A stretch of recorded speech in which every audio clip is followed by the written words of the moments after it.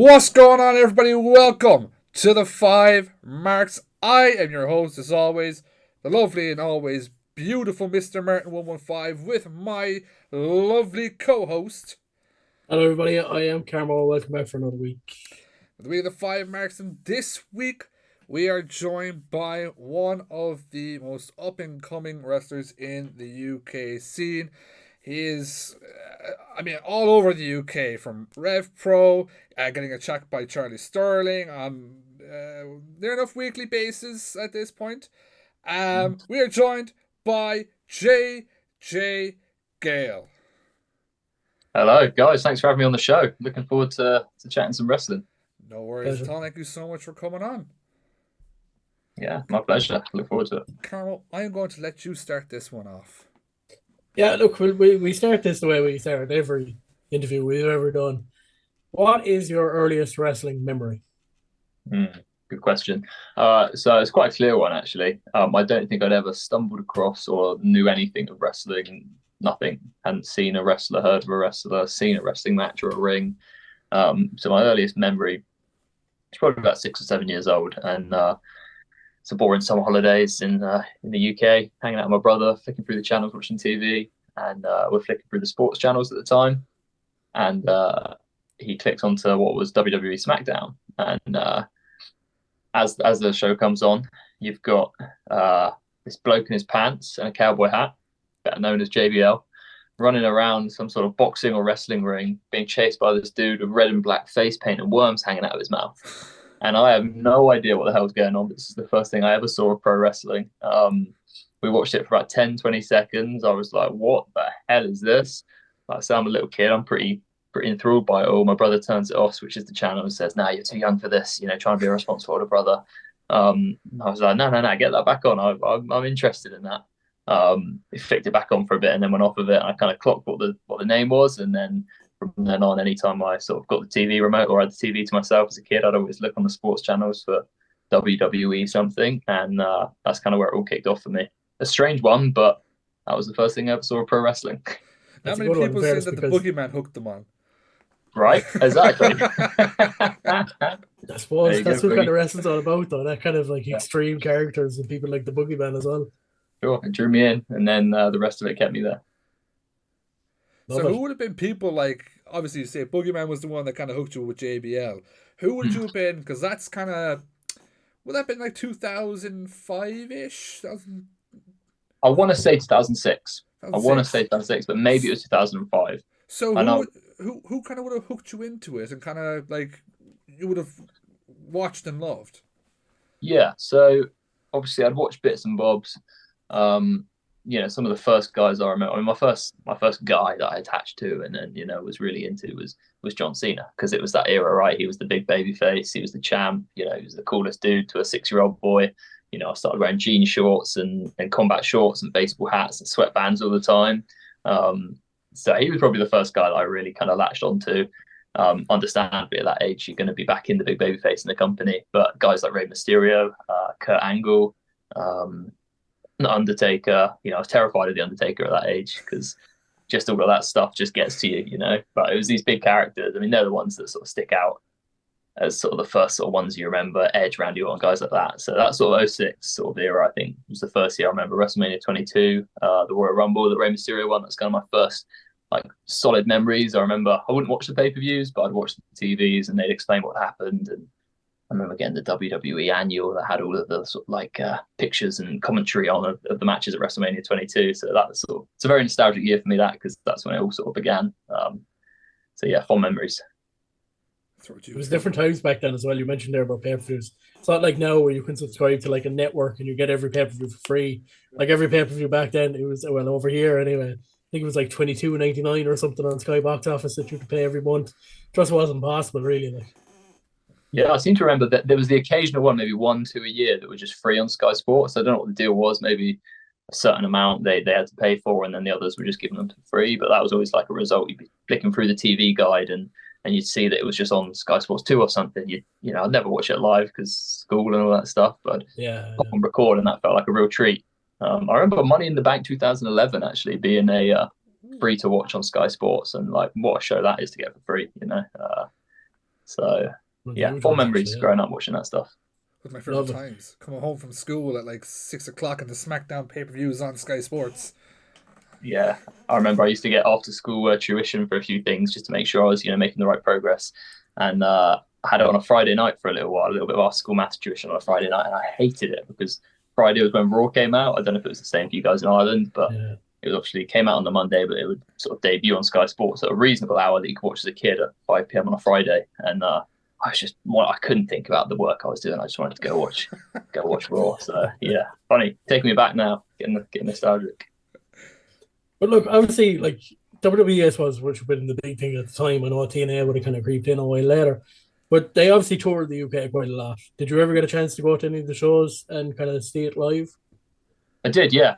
So it's funny. I did a quick fire interview the other day with someone, and they asked what my first wrestling show was. And funnily enough, my first two wrestling shows were within the space of a couple months.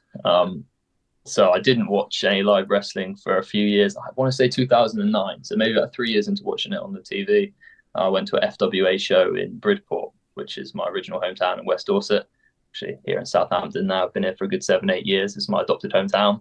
But yeah, I'd never heard of anything of the sort, wrestling coming to town. So I went to watch that. It was great. Yeah, guys like Rockstar Spud, Zack Sabre Jr., Mighty Skull, Johnny Storm, probably others that I can't remember off the top of my head. This is, like I say, 2009, so 15 years ago now. And a couple months later, I think it would have been about November time, they were doing the tour that they did that sort of time of year. And I went to the O2 with my dad and one of my friends from school. Guys, you're losing me here. And that was at the O2 Arena. It was a Raw House show, main event being Chris Jericho versus John Cena. And it was around the time the DX had come back with the whole glow sticks thing. Yeah. And I think Jericho actually wrote about this in one of his autobiographies. He was getting so much heat with his promo before the match that fans were just lobbing the DX glow sticks into the ring. And it was just a barrage, and they're hitting him on the head. And it was pretty wild, I was very tempted to throw mine, but my dad reminded me they cost like 20 quid for 2 glow sticks. So I kept them as a memento. But yeah, that was my first first 2 live wrestling events, yeah.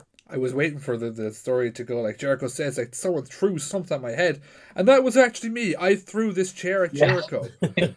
I thought about it. So look, obviously, as you said, you've been watching wrestling there for a couple of years. You now get to go witness these 2 live shows. One from, like we'll say, the top class, and one that are kind of these superstars that are up and coming. But how did that kind of, I suppose, lead into deciding then that you want to become a pro wrestler? Yeah, I'm not too sure at that age. I mean, it's hard to think far ahead than just being a 9, 10-year-old kid. So I know I loved it. I watched it all the time. It was kind of my main thing that I did watch and do. And I had the figures and I had the toy belts, and I was backyard wrestling with my friends on the trampoline and in the bedroom, on the floor, on mattresses, wherever, pretty much school field. So it was a huge thing for me, but I just don't think I really thought about what am I going to do when I'm older. The first time I remember having that thought, about 13 years old, and I'm in a careers class at school, and they say, think about what you want to do when you leave school, careers you want to have. And it's the first time I really thought about it, and I was like, what do I want to do? And I sort of stewed on that for a bit, and I thought, you know what, it'd be pretty cool to just be a WWE superstar, right? To be a pro wrestler. And I kind of thought that in my head, and we had to create this whole presentation about our career path and stuff. And I didn't do it on wrestling. I actually I think I did it on being an actor. I grew up doing sort of performing arts as well, so that was always an interest of mine, and it was never something that I was desperate to pursue. But for me, that somehow, although it was still something people might say, oh, you don't want to do that. What about being a lawyer, or this or that, or more respected career paths? Somehow for me, being an actor was not going to get scoffed at as much as being a pro wrestler. So I chose that just to not get the heat from the teacher. But really deep down, I remember thinking, no, I think this is what I want to do. And then at the age of about 16, that's when I started sort of researching different training schools and sort of actually taking that first step into the business. Do you think that just going from then to now, doing the theatrics and stuff like that, that kind of helped you at the moment in your career? Yeah, absolutely. I think I've always enjoyed performing in whatever aspect. Growing up as a kid, I'd always be putting on shows in the front room in front of my family of, I mean, awful stuff, but getting in some sort of costume and then performing and being outlandish, which is just pro wrestling, right?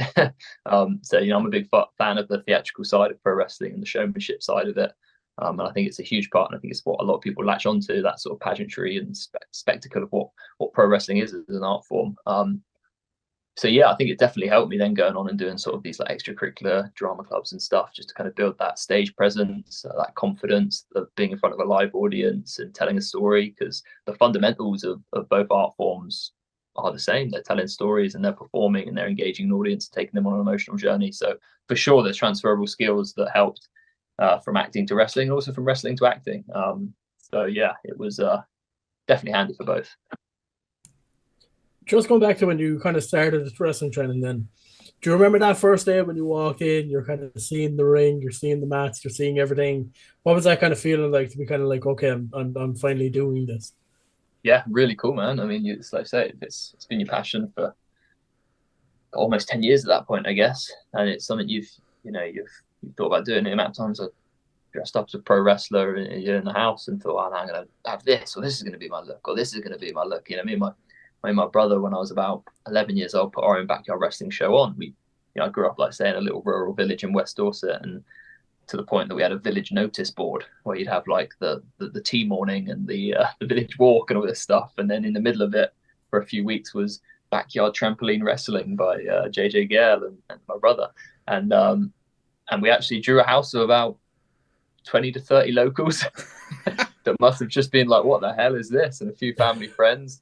I think my parents were happy that we weren't out causing trouble, even if we were risking our health, doing these ridiculous spots out on the trampoline in the garden. And yeah, we did a 3-match card, matches choreographed move for move, finisher after finisher. We were like, this is so much better than WWE. We're doing all the big moves in each match, like all different gimmicks. And so to go from that to finally being in an actual wrestling ring and then being taught how to do this properly and feeling like you're finally taking that step into the business was really exciting.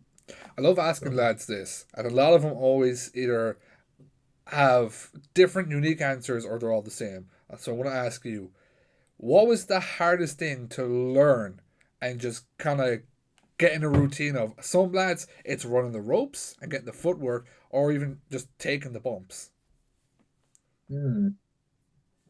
That's a good question. It's hard to really take yourself back to that time and remember. I don't seem to remember finding the basics too difficult. I'd say probably chain wrestling. For years, I kind of felt like my technical chain wrestling, exchanging of holds and stuff wasn't up to the standard it should be. I still wouldn't say that's something I necessarily hang my hat on, although I've developed those skills and I do think that's a key part of my game. I'd never call myself a Zack Sabre Jr. or one of these great technical wrestlers. I don't think that's not my niche. But yeah, especially at the start, running the ropes, taking the bumps, I was never really scared of that. And, I felt like I had the coordination to do those things. And even sometimes the bigger moves that they were like, oh, you're small and flexible and pretty athletic. Do you reckon you could do this? And I do it. And they'd like, oh, that's great. But it was the actual wrestling, because that was never anything I really did growing up. You just want to do the backyard and you just want to do the big match and the swantons. Yeah. Exactly, right? You're not like, oh, how do I do this double wrist lock or this how do I get a nice tight hammer lock in? So learning those holds, but more importantly the transitions and that fluid wrestling, which is a key base for anyone who's starting out in wrestling. But that's something probably I'd say I struggled with and found the toughest starting out. I know Carmel was talking about getting started in wrestling and the schools and stuff, but I want to talk about, because I know I was kind of caught for this until 2 years ago, but you kind of get stuck in this kind of niche bubble of WWE and whatever else is on TV. How did you end up finding the UK Indies and kind of getting hooked on that?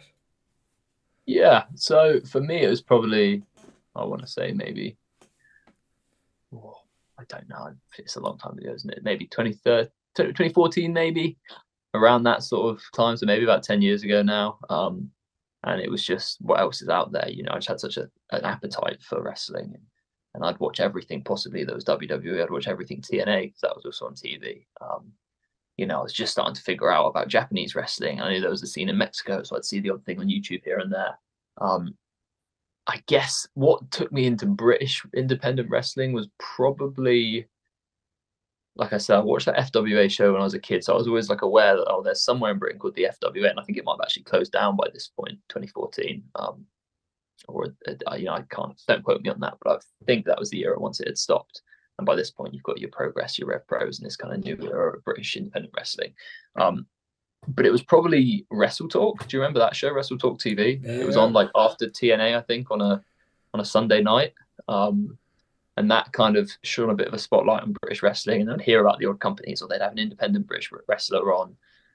And you'd kind of search them. You just kind of start unpicking these things and realizing there's this whole scene here in the UK. Frustratingly, not much local. I saw a few local shows around the sort of Weymouth area, Dorchester area. Occasionally a big import would come in with one of the companies. But, those big sort of top promotions were London way and further up north. So didn't get to see much of it live, but started, following them on the YouTube and seeing the free matches where I could and whatnot, and sort of just being aware of what's out there. And that's kind of what started that. And then once you get into the industry, a whole new world of wrestling opens up, and you seem to know every little pocket of the British wrestling scene. Throw back to you, Caramel. I want to kind of go to your first match now. Do you remember your first match? Do you remember the excitement for your first match? And what was it like, I suppose, just stepping out through that curtain for the first time? Yeah, I mean, I've at risk of feeling like I'm repeating myself. It's that same thing. It's that next milestone. It's first of all stepping in the ring and taking the first bump. And, those first few months of just going to training and being like, I'm in an actual wrestling ring. This is so cool. And then you take the step forward to be, I'm actually having a match in front of a real life crowd. What the hell? This is the coolest thing ever. Obviously super nervous. Sort of felt like an out of body experience to actually have that interaction. And I'm worrying, am I going to remember the match? And am I going to I never really worried about getting hurt, to be honest, until I got hurt. And then it was a little bit more in my mind, but you never really go out there thinking, what if I get hurt? Because it's a dangerous place to be in. But yeah, thinking about, is the match going to go well? Am I going to, I don't know. There was a lot going through my mind, but also at the same time, it was the coolest thing. And it was just, like an out-of-body experience just to actually finally do that and live out that, that childhood dream of being a wrestler in a ring in front of an audience. I remember thinking the guy I wrestled, a lad called Adam, he was out there, he'd been training a bit longer than me, probably knew a little bit more than me, but he was out there in his training shirt and combat shorts and shooters. And I'm just thinking, I don't want to look like that. It's just look like you're training. Like, I want to look like a wrestler. So I've gone on and bought some sort of, bog standard wrestling gear, that anyone, probably several other people have had the same tights and stuff. And I got my low key knockoff kick pads. And wrist tape. I think I had, my dad's a painter and decorator. I think I had some of his tape that he puts along the walls while he's painting and stuff around my, exactly. But I was like, I need to look like a wrestler, right? I'm going to wet the hair and all that. And, so I took that seriously from the start. But it was, I thought the match went really well. I was so excited at the fact that I had a wrestling match, and I watched it back about 5 times. So I was like, this is so cool. And look at this spot. The finish was like, I'm up in an attitude adjustment sort of on the fireman's carry, and I did the spot where you spin around into a wheelbarrow bulldog. And I was like, that's such a cool counter. And I was just marking out for myself. I watched it back a few days later. It's been a long time since I've watched it, but I'm sure I would cringe a lot looking at it, as you should for your first match when you're this many years in. But yeah, real cool experience, but not in a rush to watch it now. But look, someone that you, just before we got, I know we're kind of a couple of years before RevPro now, but just before we get into RevPro, someone that you wrestled quite early in your career, I think you wrestled him a couple of times, was Flip Gordon. What was it like, kind of, suppose, sharing the ring with Flip Gordon so early in your career? Yeah, it was a learning experience. I was probably the first time I got in the ring and thought, I know nothing about wrestling. I think at that point I was very, the way I got brought up, which I wouldn't suggest, to be honest. I don't think it's the best way to be brought up, but it was plan your match and have it down and know what you're doing exactly, and practice it at training, and then go out and do it on your trainee show. Or your first show that I got paid for, I wrestled my trainer and we knew exactly what we were going to do. And, it puts you at ease to go out there and do well. And there's probably not going to be many cock-ups if you're very aware of what you're going to do. But it's probably not the best foundation to set as a wrestler, because working on the fly and being able to sort of play jazz, as they say, and just go with the reaction of the crowd and work and correct errors when you're in there, I think is a great foundational tool to have. But then I started touring with LDN after a couple of years of being with Pro Evolution Wrestling, where I started out and doing a few trainee shows, maybe 4 or 5 matches a year at most.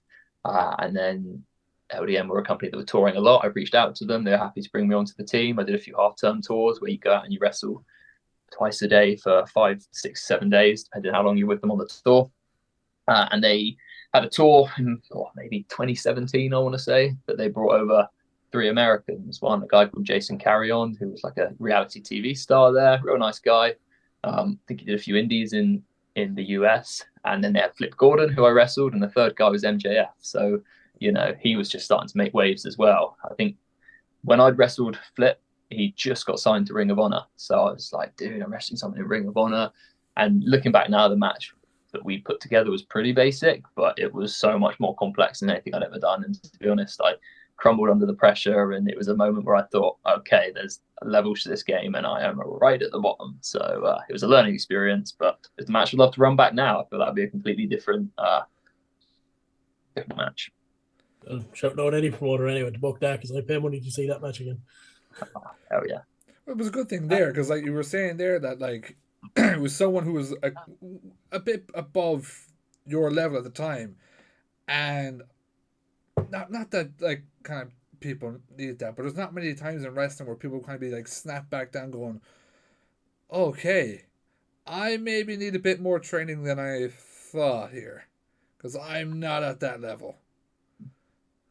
Yeah, absolutely. And I think I did fall into that thing a lot of trainees might do, which once you can put together the most basic of matches and you can perform it, and you've got a match that you can just go out and do and it's going to be fine. I kind of thought, wow, yeah, I do shows now. I'm getting paid very little, but I'm getting paid to wrestle, and I didn't train as much, and that was a very bad mindset I had for a sort of 6-month period, which was partially because I lived so far away from the training school I originally trained at. So I was right on the coast in Dorset, and it was a 2.5-hour journey, and I'm relying on my parents to take me there. But yeah, moments like that make you realize, this is not the way we need to continue.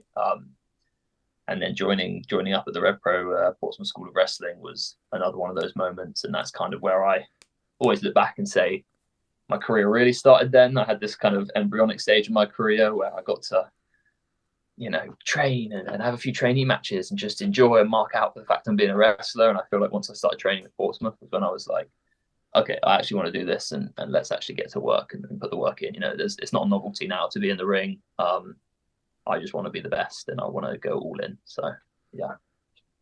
I'm going to talk about just speaking of that. Go on, Carol. Just speaking of that, I'll pass it over to you then, Martin. You break into RevPro in 2019. You mentioned there how kind of important it was, but how did that kind of come about? I suppose for you to join RevPro. Yeah, so like I say, I wrestle around on some lower level indies for a few years and get a few reps in and get a lot of experience in front of different crowds. And it starts to dry up, and I start to notice, even at the young age, that I feel like I'm stagnating here. I'm wrestling the same group of guys on the same sort of shows, and I just don't feel like I'm really getting better. So I think, okay, how do I get better? I need to train at the best place. Where is the best place? Well, in my opinion, the best promotion in Europe is Revolution Pro Wrestling. So do they have a training school? Yes. Where is it? Portsmouth. Cool. Okay, how do I get around this? Well, I'm coming up to about the age of 18. I'm starting to decide what I'm doing after college. So I decide, hey, I'm going to go to uni. I'm going to get a degree. I'm going to do an acting degree to brush up my performance skills. And I'm going to do it in Southampton, which is just down the road from Portsmouth. And then I can train to be a wrestler and hopefully one day get on RevPro shows at Portsmouth. And it all kind of made sense. And in my head, it was sort of the next step to take. So that would have been, like you say, 2018. Yeah, it was really when I started being a regular trainee at Portsmouth. So that's how it kind of came about, was just going to the school, paying money every week, training, being humbled when I first got there, realizing although I'd done all these shows, I really didn't have a clue what I was doing. I had so much to learn. I had a great opportunity to learn from the more experienced guys there and the coaches there, and then great seminars, guys like Jonathan Gresham, Shibata, World of Sport legends, Mal Sanders, and Steve Gray, Johnny Storm, Jody Fleisch, just the ones that pop into my head now. I'm sure there are others. Rhino, I think, was another one. And now I'm suddenly getting all these different bits of knowledge. And I'm around the RevPro team, and I'm starting to go to shows to help out, to set up the ring and watch the matches and see the quality of independent wrestling that's going on there. And I'm like, okay, this is where it's at, and this is where I want to be. And you just start piecing the bits together and just kind of and there's building blocks in place really until you eventually get the opportunity to wrestle. But even I'm going to pass it over to you in a second, Martin. I will need your help here as well to pronounce this guy's name because, as you know, I always get it wrong. Even earlier on in your RevPro career, like you had a couple of matches there with Hikuleo. Is that his name? Hikuleo? I always get it wrong. Correct, yeah. What was it like stepping into the ring with him, especially as you're now breaking your way into RevPro? Yeah, I mean, it was a great experience. He's a really cool guy. I haven't seen him for a few years now, but he really took care of me. He battered me in the ring, but he was a real cool guy. I remember we did the matches on RevPro main shows, but also around that time we were doing the holiday camp run in the summer, and we'd be on the road for 2 or 3 days doing these holiday camp shows, a couple of matches a day, and he was the big heel, and I was the young pucky baby face, and he's chopping the hell out of me and really beating me up. And every time he'd be like, "I'm so sorry, bro," and he'd be offering to buy me takeaway from McDonald's on the way home and all this stuff, which he really didn't need to do a guy in his position. So yeah, real lovely guy, and we learned lots from each other. But yeah, awesome opportunity. Had a sort of tryout match to be a RevPro contender in June 2019 against Sean Jackson, a guy that I trained with and traveled with, and a good friend of mine. And we sort of did quite well in that. And then the opportunity came a month or two later at the Cockpit. It, at the time, was their main London venue. I think TK Cooper was scheduled to wrestle Hikuleo, and he either got injured the night before or maybe there was travel issues. And they're like, "Okay, we need to switch something up." And Andy, the promoter, obviously Andy called and he said, "JJ, do you want to wrestle?" And you don't say no when you're asked that. I was like, "Sure." I don't think I have my gear on me. Maybe I did have my gear. I feel like I always brought gear just in case. But it was the full gear, and he was like, "No, we're going to bring you in as a contender. So I want you to be ringside in the contender shirt. Just do all the contender duties." But I'd never been a contender before. It's the first time I've been out ringside, so I don't think any of the fans there knew who I was. Didn't recognize me. Hikuleo comes out. TK Cooper doesn't. He cuts a promo being like, he's too scared. Who wants it? Who wants it? And he kind of just looks at me and says, "Hey, what about you, kid?" And it's like, yeah. And I think the fans were kind of like, "We don't know who this guy is. We've never seen him ringside before. This is, you know." And I kind of get in the ring, and I've got some white trainers on, and they start chanting, "White shoes, white shoes." And for the first few weeks of my career, I was just known as White Shoes. I think they quite enjoyed the gimmick of this random dude in white trainers coming in to fight Hikuleo, this monster.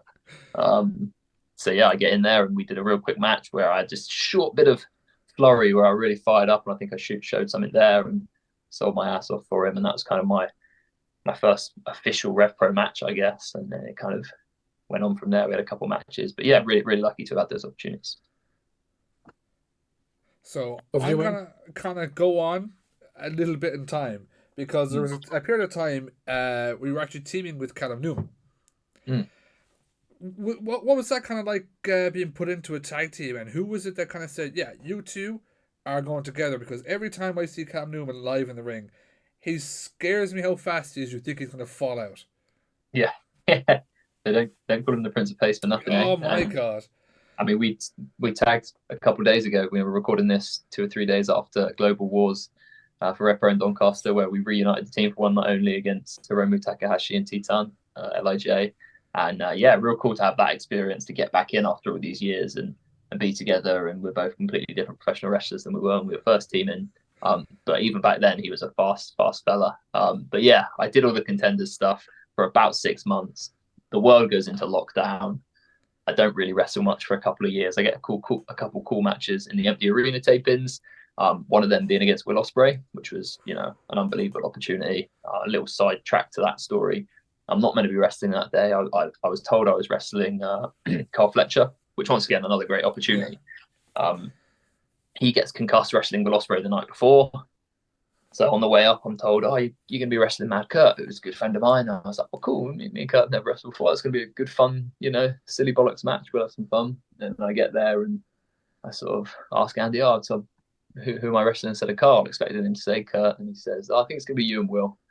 And I just have to no sell it because I'm at that point not confident at all to go in there and wrestle someone that, you know, is on his way to being the best in the world. I think he became IWGP champion within the next year. So yeah, huge opportunity for me. I tried to not freak out, and it was a bit surreal to just be in the ring with someone of his, you know, stature and talent and presence in my training school in front of no one. It was just one of those weird times in the pandemic where you think, what the hell is going on? But he also wrestled Callum on one of those tapings, and the story goes, he said these two would fit each other really well. They'd help each other grow as professional wrestlers, and the team was born. We had our first match on the Empty Arena tapings in a match that was never broadcast. And then when shows came back with crowds in July 2021, we had our first proper tag match, and about a 2-year run of us doing the tag stuff. We had our singles matches as well, but the through line was us being a tag team, and it was a time of development and learning for both of us, finding our feet, finding out who we were as professional wrestlers, and making mistakes to then learn from them and get better. So it was a real sort of trial by fire and just sort of a time of development and learning. But by the time the team split early last year, I felt like we were both ready to kind of go our separate ways and become who we wanted to be as our own professional wrestlers. I was going to say this. Like, did you feel like the tag team kind of like when you're in like a singles star in single matches, like the eyes are on you, whereas tag team is like you can mess up, go to like get in the next person and kind of regroup. That really helped in the development of kind of getting more confident and getting more fluent in the ring. Yeah, I think so. I think having each other to lean on, and at the time Callum was more busy than me on the independents and maybe in a few other places, so I felt like I could pull and learn things from him. So that was really helpful. But then to be able to also have those opportunities to go out on a singles and be like, okay, cool, that's us as a team. This is who I am as a wrestler. And I felt like I got a good opportunity from RevPro to kind of develop as a tag team wrestler and a singles wrestler. And yeah, it really helped to be together, I think, for sure. I mean, like, just look at it nowadays. Like, just obviously in the last year, just taken off as a single star. Like one getting the fans, the crowd, absolutely roaring for you. There's one big match that we're going to talk about a little later on. Like you spoke about there, like fighting Will Ospreay, you fought Aussie Open as well. Like at this point, you're just running through United Empire. So like you're really moving up. But one name when I was doing research for this interview and stuff like that, one name that kept coming up with like you having matches with him, whether it be tag or singles, was Robbie X. Obviously now with this is actually brilliant that kind of postponed to now. We've seen Robbie X is now Mr. Bullet Club and going off doing some stuff with New Japan. What is it like getting in the ring with Robbie X? Because I know it's like I say, Callum Newman scares me. Robbie doesn't, because he's that fluent, he's that damn good. Yeah, he's incredible. He's such a talent. Yeah, I mean, like you say, he moves in the ring with such fluid motion and delivers stuff effortlessly and takes the audience on a ride every time with the stories he tells and the athleticism and the way he does it. So yeah, I think Robbie's one of the best, and he's someone I learned a lot from wrestling. And it's one of those times you're in there with him and you need to step up, because when you're in there with people better than you, which for a lot of my career I've been in there with people that are better than me, and that's one thing that I can thank RevPro for so much, because at that point where I felt like I was stagnating and I didn't really know how to take that next step to get better, as soon as I started getting on those shows with RevPro, I was leaps and miles behind everyone I was wrestling. So it forces you to come up, because you learn from each experience and you slowly develop and learn and get better. And Robbie was one of those guys that I learned loads from, and he really allowed me to have some of my favorite matches at times. I felt like each time I wrestled him, I was like, no, this is my favorite match I've had today. And then we'd maybe do it again in a year's time. And I was like, nah, actually, this is my favorite match. So, and he deserves what he's getting. He's been around the scene. I mean, he was a guy I heard of when I was just a fan. He's a dude that was applying his trade and getting, loads of praise rightfully. And he's stuck it out and he's grinded and he's kept getting better. And now he's reaping his rewards off to New Japan for the Super Junior Tag League and as a member of Bullet Club. I wish him all the success. One day we could have the Gale Club, so. Carmo, I'll let you throw in a few questions before I continue on. Yeah, look, we kind of talked there where like about Will Ospreay, Ozzy Open, people like that.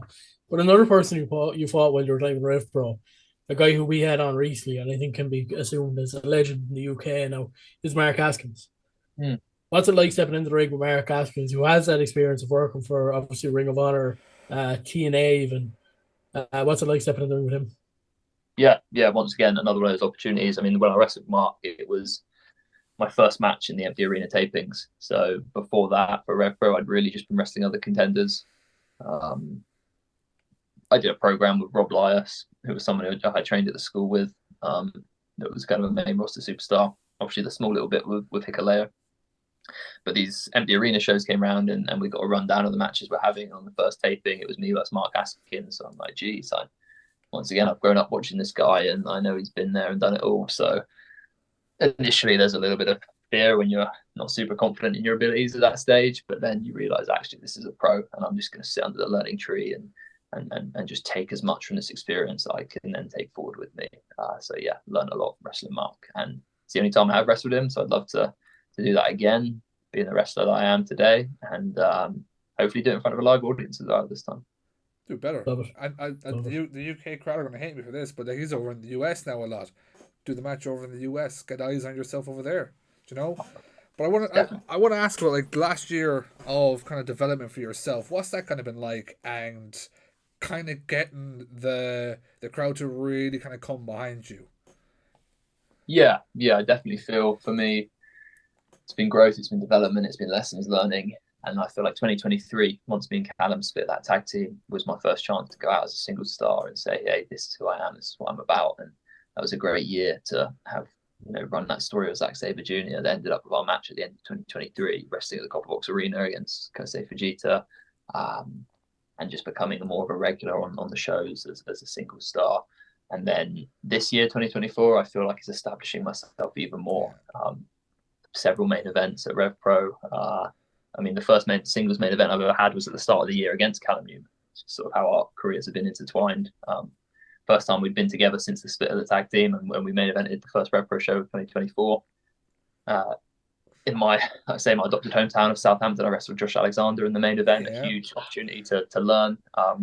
So I feel like I've just had a lot of opportunities this year to step up to the plate and deliver a performance that is expected of me to be in that position. And along the way, the fans have watched my development over the past 4 years in front of their eyes, really. 5 years, I guess, since that first match with Hikuleo. They see me come in as a green kid who was in shorts and white shoes to developing as a contender to this tag with Callum to now what you see, which is by far not my final form, and there's going to be so much more development and growth and evolution.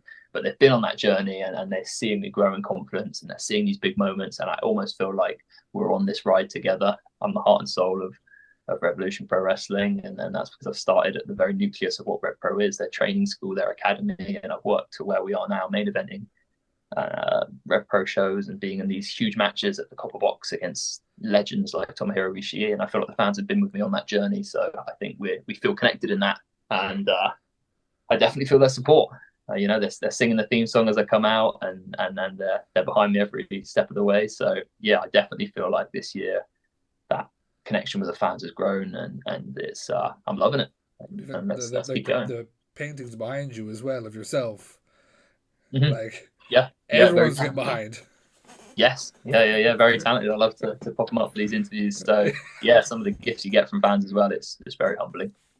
There's one kind of moment I want to talk about, because I know we're talking about the last year kind of development, but this match I really felt like was it was like a prove yourself match for you and your opponent. It was high stakes, and Carmel got to see this one live. It was you and Luke Jacobs. The both of you, especially this year, have rightly stepped up, and I feel like this match was really the starting point of it. We've seen where Luke's gone on, we've seen where you're going on at the moment. Did it feel like that, being in the ring with that match like this, was Andy going, lads, prove yourselves, show them what you've got? That was exactly it. To pull the curtain back a little bit, I'd wrestled Zach in December, which was a big match for me, but it was an opener, it was a show opener, and it was a safe match. You're in with one of the best wrestlers in the world, and we just delivered a good, solid, strong opening match. But this match at high stakes was very much us being given the opportunity to deliver a standout match. We were given more time, and we were given a platform to show what we could do. And Luke already was a bit more of an established name, quite a lot more of an established name than me, to be honest, at that point. So for me, I really felt like I had to step up and deliver here. I felt if I hit a home run here, the fans would see what I'm capable of, and we're kind of off to the races then. If I didn't deliver, then it's going to be hard to get them on side. Do I get another opportunity to have a match like that?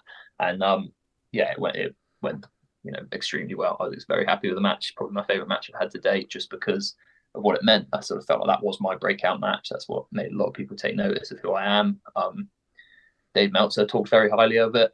It's one man's opinion. It's, I don't lay a lot on that, but it is an opinion that a lot of people listen to. So it's going to get you a little bit more eyes on you, and then there's a little bit more traction from that. So yeah, and it's just one of those things that everything just fell together.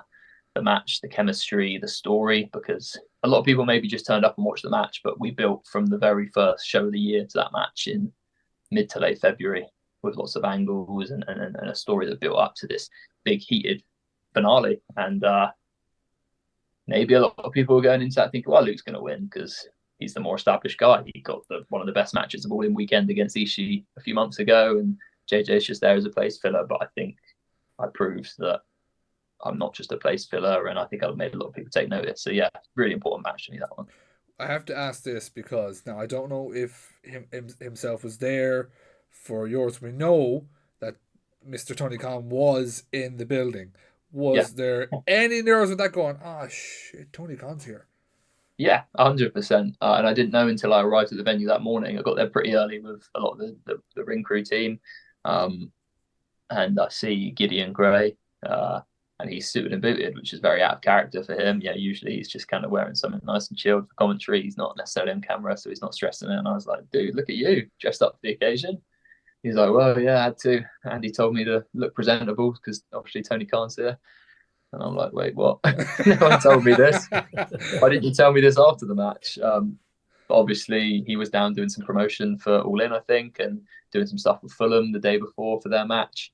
But yeah, Tony Khan was in the building that night. Whether he watched the match, I actually don't know. But I know that I believe Darby Allin and Orange Cassidy were there, and another peek behind the curtain. As soon as I came back through the curtain, the first person I saw was Orange Cassidy, and he talked to me and Luke for about 5 minutes, giving us advice and compliments and feedback and constructive criticism on the work. And I mean, what more can you ask? Someone who's on TV every week doing it at the highest level, learning from the best, and an established star in the industry, and he's giving you advice and help with your work, and also complimenting it, which was very humbling. So yeah, I was really happy that it went as well as it did given those circumstances, but it's also something I kind of knew but just put to the back of my head, and it's not something you want to focus on. Just focus on the task at hand. I'm gonna throw it back to you for a little bit, Carmel. Yeah, I just a quick note on that match. As Martin said, I was at that show. I saw that match live. It was my first RevPro show. And just to see what the two of you were able to do in the ring, and like everybody was on the edge of their seat for the entire match. And I think a lot of people obviously talk about Will Ospreay versus Michael Oku, but I think if you were to look at any other match on that card, outside of that match, it would always be JJ Gale versus Luke Jacobs. I think people absolutely loved it. One little thing that I was going to say, I presume you probably know this, maybe you don't. We talked about it earlier about Wrestle Talk. The guys from Wrestle Talk were actually at that show watching your match, which must have been a bit of a kind of a, I suppose thing of looking into the back and know where you are now, I suppose, and Wrestle Talk were watching you wrestle. Yeah, for sure. I remember seeing, because I think that match was probably the first match I've had where socials kind of blew up a bit with tweets and this and that, and just I think that's when I realized, because when I initially came back, I was happy with the match, and obviously everyone was on their feet giving it a standing ovation afterwards, which I appreciated. But there were little things that I'd pick apart, quite a few little things, to be honest. That I was like, damn, I wish I'd done this, and if my timing was better on this, and if I'd just done this. So there was quite a few little things that I was actually a bit down on myself. But then you kind of let it sink in, and you get the feedback, and you maybe watch it back, and hear some of the feedback from various different people, whether that be workers, promoter, fans. And one of the notifications was from Wrestle Talk, and they tagged you in it. And so yeah, there was a brief moment where I was like, oh yeah, this is kind of, I guess, a full circle moment from finding out about British wrestling through that company. And now it's to be a part of it is pretty cool. Yeah. I'm gonna kind of take ourselves out and from talking about yourself, and kind of talk about your love for wrestling for a bit. I'm gonna stick to UK wrestling a moment. Kind of like being a fan at the time. What kind of names would you have been kind of looking up to and following at the time? Obviously, there would have been like the Pete Dunnes around Mustache Mountain. I can't remember Johnny's last name, but he's with NXT now. But like people like that, you had WCPW kind of coming up 2 years later. Who were you kind of watching and keep an eye on and being like a massive fan of? I think there's a lot of different people, to be fair, that I was keeping eyes on. I mean, I think Will Ospreay was just starting to sort of break out as this young prodigy at the time, working different programs. Someone like Mike Haskins, I was seeing a lot of. Who else would have been around? Guys like Rampage Brown, is not necessarily a sort of wrestler that I want to be, but such an incredibly talented wrestler and a real staple of the scene back then. And then, like you say, you had your guys like Pete Dunne, Tyler Bate. There was just so many guys. I wouldn't say there's one guy necessarily latched onto. It was just sort of taking in this whole scene and all the talent. Yeah. One more thing. Another thing I want to kind of talk about. I want to kind of talk about like if you were to pick three guys from that time frame, who obviously most of them kind of moved on now to WWE, but any three guys to have, whether it be singles matches, tag matches, just three matches, what would be your kind of dream matches this day and age? Oh, in that era. Now it could be from any era past. Okay, from British wrestling though. From British wrestling. I mean, the easy answer is a three-way match of myself, Will Ospreay, and Pac. Two of my favorite wrestlers. Obviously both on the big stage of AEW now. They're two guys that they're the two standouts for me. But there's guys like Nigel McGuinness, Zack Sabre Jr., who I'm lucky to have got in the ring with. Although I'd love to do that again and run that back. And there's a lot of guys that I've had the opportunity to. I watched someone like Joel Redman a lot growing up as a British wrestler on the scene, and then going to NXT and doing his stuff there with Pac for a few years. And now I'm lucky to say that I train under Joel Redman. He's been a pretty instrumental part of my development over the last few years. And I wrestled him for the first time about a month ago. So yeah, and Mark Haskins you mentioned earlier. There's a lot of these guys that I have had the pleasure to get in the ring with, but I feel as you're constantly developing and growing and improving, you kind of think, I'd love to run that match back because it would be a lot different now than then.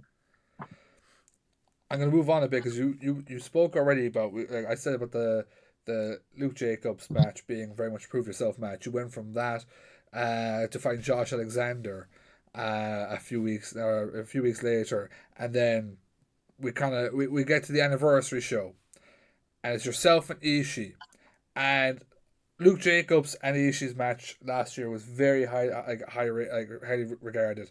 I was there for that and was absolutely brilliant. I wish I was there for Ishii JJ Gale because I feel like everyone was like, surely he can't have two brilliant matches back to back on the anniversary shows. I actually feel like your match, because of the different clash of styles, just exceeded what they did last year. Oh, thank you. I appreciate that. I'm not sure I'd agree, but I'm my own biggest critic. But there was definitely a bit of pressure going into that because of the match that Ishii had with Luke Jacobs last year, and then people seeing the match that me and Luke had, and it's almost like I'm following that path that he's set of having this big match with a homegrown guy and getting rave reviews, and now having the big match with the import, and it was a lot to live up to, and I wanted to do my own match and it to be a different spectacle than Luke and Ishii was the year before, but also I want that same investment and reaction from the fans. And I was, like I said about the match with Luke, I came back and I was really down on myself about a lot of things, but I think that's just me being super self-critical, which I don't necessarily think is a negative thing to have. Although with hindsight, I'm able to, and have a bit of time and letting everything process, I can watch it and actually be like, I'm quite happy with that. And it was a match that I'm proud of, and got a lovely reaction from the live audience. And although there's things I wish I'd done differently and better, I don't think there's ever going to be a match where I don't feel like that. So another standout match for me looking back on it. Carmo, do you want to throw in a few questions? I only have about 2 or 3 questions left, to be honest, but one I want to talk about is someone that we're quite familiar with over here. We've had a little bit of a run with Charlie Sturdick as of recent. He had a match, he had a couple of matches, I believe, and even most recently, he just came out and blindsided you with an attack. Yeah. One, I suppose, what's going on? What do you think's going on in Charlie Sterling's head? And two, how much do you want to beat him up? I mean, you've hit the nail on the head. Quite frankly, I think he's a jealous prick. It's someone I had a lot of respect for, to be honest, before all of this happened. You talk about people on the British scene I watched. When I started training, he was an established guy. I did a training seminar with him when I just started, and I thought, God, this guy's so good. He's so slick. He's so smooth. Everything he does is amazing, and he's gone on to do great things in pro wrestling. So yeah, it's a guy I have a lot of respect for. And I think his time away from RevPro, he's got jaded and he's got bitter. And I think he takes out his own frustrations of not being able to keep that spot that he maybe once had on someone like me who's worked my ass off from the very bottom to get to the spot I had. And as we've talked about, each time I've had these opportunities to prove why I'm there, I've managed to step up to the occasion. And I think somehow, some way, that's got to Charlie. I think it's eaten away at him. And I think when he's had that one opportunity, I say that opportunity, he broke into a building in Sheffield. Whether he bought a ticket, I don't know. But he jumped the barrier and demanded that someone come and fight him so he could have an opportunity to prove himself. And that's me to a T. I will step up to any opportunity. I was backstage hanging out with some of the guys, didn't have my gear on. I came out and we had an impromptu match. And what does he do? He runs away. And that says all you need to know about the Charlie Sterling today. He is still that same professional wrestler. He's still got all of that talent. He's still got all the ability, but his head's gone now. He's not the same. He hasn't got that mindset that he had 5 years ago, because now he's let those negative feelings and emotions eat away at him.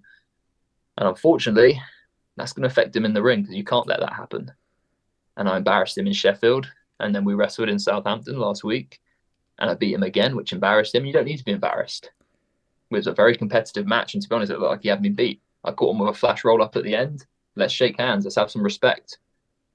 But no, I had another huge milestone moment wrestling Hiromu Takahashi in T-Time with my former tag team partner Callum Newman at Global Wars. We didn't get the victory, but we had a beautiful moment afterwards of sort of look at where we are now, and celebrated that with the fans. And once again, who's there to ruin it? Charlie Sterling. But I understand where he's coming from now, and I understand that this isn't going to be over until I put an end to Charlie Sterling for good. So keep your eyes on the product, keep watching RevPro, because I'm not going to rest until I get that match with Charlie Sterling where I get a definitive victory, and I put him in his place and let him know that he can't keep acting like this. Sorry, I'm getting a bit heated, but that's what happens. Good. It's understandable, especially with like just blindsiding you at the last show, as we talked about. Like, he's been around long enough to know that's not how you do business, so it's disrespectful. Yeah. That's a match. That's a match I can't wait for, and to really see that kind of, I suppose, come to an end, and you finally get your revenge on Charlie Sterling. I can't wait for it. Really look forward to it. Martin, I'll pass it back to you. So I've a few more questions to go. Well, I say a few more. There's still plenty to go, but I'll try and get through them. So we've obviously talked about yourself a lot in this one, and I do want to get like your thoughts. Like you got your thoughts on Charlie there, but like your thoughts on the current landscape of like UK wrestling, because like obviously RevPro for so long has been putting on just these amazing shows with just hundreds of thousands of fans. Whether it be in the Crystal Palace, Copper Box Arena, wherever. And then you have places like Progress, TNT, that the UK wrestling kind of got shot down for a bit, and now it just seems like it's on a massive rise back up. Yeah, 100% that. You know, you had that golden era before a lot of the top talent was poached by the WWE, and then obviously a pandemic hit, and a lot of the companies unfortunately couldn't afford to stay open, and the scene really did take a hit. And coming back after that pandemic, it was starting to rise up again and start to put those building blocks in place and start creating new stars. And I think we're in this new golden era now, to be honest. I mean, we just sold 4,000 plus tickets in the Copper Box Arena for a British wrestling show that was headlined by two homegrown stars, Michael O'Cool and Luke Jacobs. Arguably, in my opinion, and I think a lot of people's opinions, two of the best independent professional wrestlers in the world. And they're traveling the world proving that. Guys like Leon Slater, an absolute alien, you know, his talent at his age is, you know, I think about me at his age and where I was, and it's just crazy how good he is. And he's now signed to TNA and traveling the world, showing what British wrestling is all about. Young guys like Leon Cage, I'm hearing a lot of good things out in Wales. I don't know if you guys have heard of him. I know he wrestled Mike at the weekend, and I'm hearing people rave about it. And he's only 17 years old, And then you've got the established guys like Shah Samuels, guys like Rampage Brown, Trent Seven, guys like this that have been around the block. They've seen it all, they've done it all, they've learned from all these different places, and they are feeding that knowledge and that talent and that ability back into the scene. You know, and we've just got a lot of talent right now. Conor Mills, one of the best wrestlers on the scene right now, an absolute standout, and I could go on and on. Yeah, the scene is healthy, it's growing, we're developing new stars, and I think we're in a good place. The future's bright for British wrestling. So I think even as well, like if you're, I suppose, a younger guy kind of growing up in the UK at the moment, looking to get into wrestling, like you're looking at the guys like Will Ospreay, who's doing what he's doing over in AEW at the moment. Guys like Zack Sabre Jr., who's now the New Japan World Heavyweight Champion. That must be a big push for even guys like yourself. Yeah, I mean, maybe try and make that next step out of the UK, and even those kind of, I suppose, that newer generation try to get into wrestling. Absolutely. I mean, you ask any wrestling fan in the world who's the best wrestler in the world right now, and Zack Sabre Jr. and Will Ospreay are two names that you'll probably hear a lot. So, and they are two British guys that have done what we're doing now. They've followed the route. They've conquered the British independence. They've conquered the European indies. They've conquered the American and Japan scene, and maybe done bits in Mexico or wherever they've gone. And now they're on that highest stage, the top champions in AEW and New Japan. And they are real ambassadors for the scene and guys that we all look up to and respect immensely. Saw them both on Sunday at New Japan, and yeah, just have so much respect and admiration for them and want to follow in their footsteps. And they're a great leading example to guys on the scene now, like myself, and like you say, guys that are wanting to get into the wrestling business. You know, it was a time where it seemed impossible to make it as a professional wrestler if you're from the UK, and now it's very doable. And then it's there. You just got to work hard and go for it. So, I've done the typical interviewer thing, and I do have rapid fire questions for you. I'm so bad at these. I apologize in advance.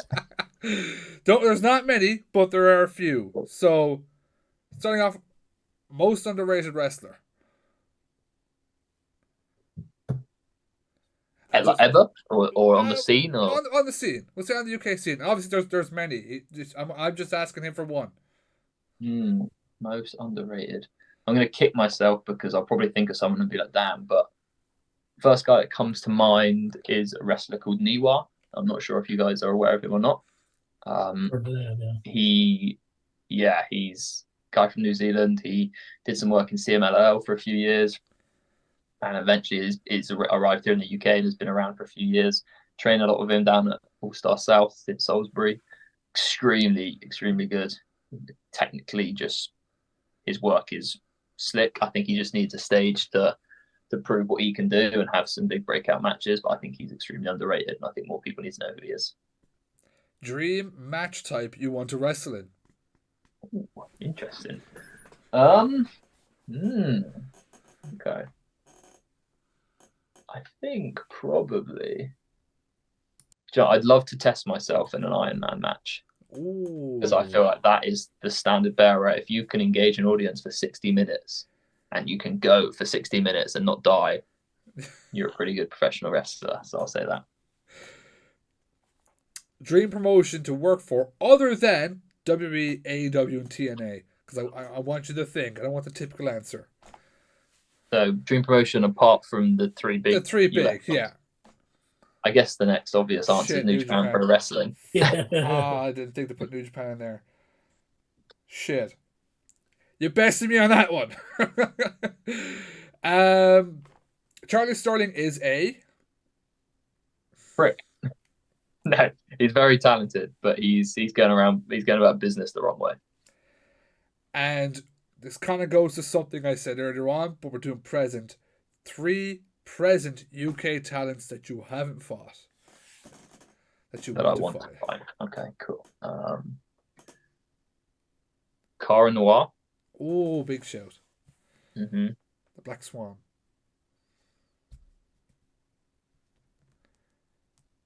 Mentioned him earlier, Leon Cage, someone who's got a lot of buzz. I'd like to see what that's all about. I'm not going to kick myself because I'm going to think this guy, but I'm going to say a man like Doris. Never had a singles with him. That'd be good. The Lyrical Dragon. Very good. There's probably loads that I'm going to think of afterwards and think, damn, I should have said them, but they're the first 3 that pop to mind. So I'm going to go into my final questions here. The last one that kind of talks about a big moment for yourself is getting to be an extra for AEW and All In, and obviously running out to stop Hangman from doing what he was doing. How did that come about, and what was that like being out there in Wembley? And did you get a moment to kind of look up and go, "Fuck yeah, now"? Yeah, for sure. Like a lot of things in pro wrestling, very last minute. The week of All In or a week before, I got an email saying you're invited to be an extra enhancement talent for AEW All In at Wembley. I'm going to need your blood work within the week. If that's all good, then come along at this time and let's get to work. So then it was a mad rush to get the blood work sorted at such short notice. But once we got that sorted, we were in, and yeah, it was a fantastic experience. You're at one of the biggest wrestling shows of the year. Let's be honest, WrestleMania, All In, and Tokyo Dome are the 3 biggest wrestling shows of the year, and you're a part of that. You're backstage. You're just a part of that experience, which was super cool. You met so many idols and pros in the game that you look up to and you aspire to be like one day. And you're witnessing how an operation that big goes down. Elements of it are huge and grand, and in elements that you realize that at its core it's just pro wrestling. And are there that much differences in terms of what the guys are doing as pro wrestlers than what we are, obviously on a lot higher level and a lot huger scale? But at the end of the day, there was a slight comfort in the fact that these are just pro wrestlers doing pro wrestling, and you can get to that point. And the actual experience of being involved on camera, coming out with security in the main event, real surreal. At the time, I'm thinking this could be Brian's last match. We weren't smartened up on what the result was, so for all I know, I'm a part of Brian's retirement match. Obviously, you don't want to muck up. You've got such a small role, but you're like, I don't want to be the reason that anything goes wrong. But also just being in front of whatever it was, 50,000 people at Wembley Stadium. It's Wembley. It's iconic. And just being a tiny part of that was really cool and left me really hungry and excited to be a part of something that big in a more prominent role in the future. I'm going to fly through these next 2 questions because I can't remember if I put it for quarter past or half past. So I'll be quick. For people who haven't checked out all there is to check out on JJ Gale, is there 3 matches that stand out to you that people should definitely go check out? Yes. We talked about it earlier, JJ Gale, Luke Jacobs, High Stakes. RevPro On Demand, you can find that. JJ Gale, Tomohiro Ishii from the Copperbox Arena. The third one is a tough one. The match with Zack Sabre Jr. potentially. The match with Josh Alexander potentially. There's also some great ones that I felt like I've had with homegrown talent that I'm really proud of. But we need to be quick, so we'll go with Josh Alexander. That was one I enjoyed. Hometown of Southampton. And the last question I have is, we're coming up to the end now of 2024, and obviously it looks like you may be dealing with Charlie Sterling. Hopefully not for the next 2 months. But going into 2025, what's left on the goal list to do? And is there anything you have set in mind to do in 2025? Yeah, broadly, I just want to keep getting better and wrestling in more places and having bigger, more high-profile matches. I want some more gold. I'm the current Southwest Wrestling Heavyweight Champion, a smaller promotion here in the southwest of England that's well worth checking out for anyone who hasn't already.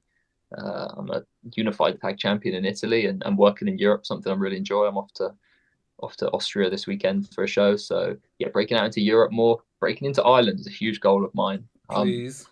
Joe somewhere. Capri, thank you. Anyone, book it. No. Thank you. I appreciate it. But yeah, place like OTT, they put on some stellar shows. I'd love to be a part of that. So that's a big goal for the new year. And getting some gold. That British Heavyweight Championship at RevPro is a goal of mine, to start at the very bottom, to just training at the training school to becoming the heavyweight champion of the company is a huge goal of mine. So yeah, I want to be the best JJ Gale I can be, and I've got to keep working hard to get better every day. And hopefully, if we have this chat in a year's time, there's been a whole host of new accomplishments. You're gonna come on with a title belt on that shoulder. Hell yeah. It's been lovely. It's been lovely chatting to you.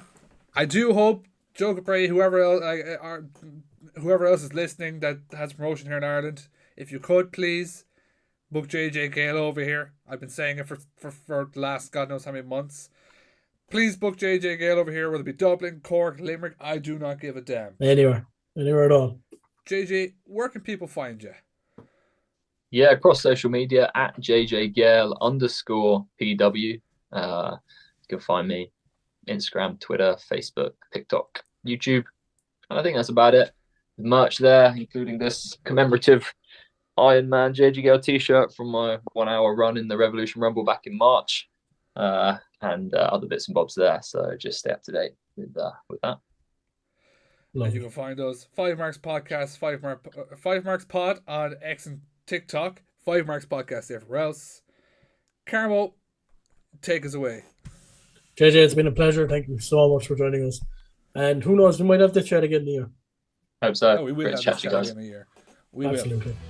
Cheers, JJ. Well, look, we've been the FiveMarks Podcast, and for another episode, we are officially ding, ding, done.